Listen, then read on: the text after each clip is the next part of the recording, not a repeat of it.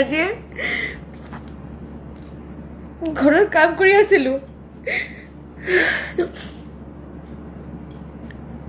লগতে মোৰ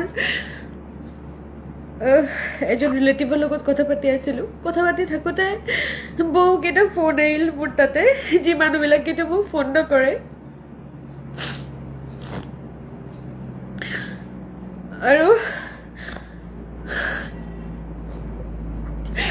মই কোনোবাৰ ফোন উঠা নাই। পিছে মোৰ বাউন্সাৰ এজনী ফোন কৰিলে, ফোন কৰি ক'লে, বা কি কৰি আছা? মই ক'লো কাম কৰি আছো, কোৱা। মোক কৈ আছে, জুবিন দাৰ খবৰটো পাইছানে? মই চিঞৰি উঠিছোঁ, কি হৈছে? জুবিন দা ছিংগাপুৰত গৈছে। মই ক'লো হয়, জুবিন দাৰ লগততো মই কালিয়ে কথা পাতিছোঁ, আৰু কালি যেতিয়া দাদাৰ লগত কথা পাতিছোঁ, দাদাক কৈছিলোঁ, দাদা বুলি ক'লো। দাদা ক'লে, আই এম ইন ছিংগাপুৰ। দাদাক ক'লো, তুমি সদায় ভালে থাকা। আৰু মানে লাষ্ট কেইটা মেছেজ এনেকুৱা আছিল যে মোৰ এটা হেঁপাহ আছে, কেতিয়াবা যাম তোমাৰ তাতে, মাছ এটা বনাই খুৱাম। মই ফেচবুকত দেখিছোঁ তুমি আছা ছিংগাপুৰত। তেতিয়া কালি মই কথা পাতিলোঁ আৰু আজি তুমি নাই, এইটো কেনেকৈ বিশ্বাস কৰিম দাদা?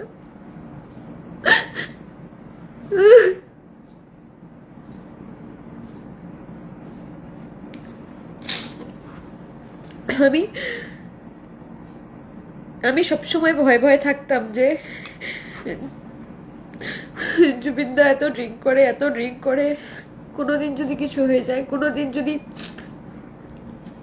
হার্ট অ্যাটাক করে, কোনোদিন যদি কোনো রকম শারীরিক সমস্যা হয়, বা কোনোদিন যদি ঘুম থেকে উঠে হঠাৎ করে শুনি জুবিন দা নেই, আমি তো সেটা নিতে পারবো না। আমি পরশুদিনও আমার মা এসছে বাড়িতে, মার সাথে এগুলো আলোচনা করছিলাম, কিন্তু আমি কখনো ভাবতেই পারিনি যে জুবিনদার কপালে অকাল মৃত্যু লেখা ছিল। মানে কেতিয়াবা আমার জুবিনদার অকাল মৃত্যু হব, আমি ভবা নাছিলো। ভগবান করক খবরটো মিছা হোক।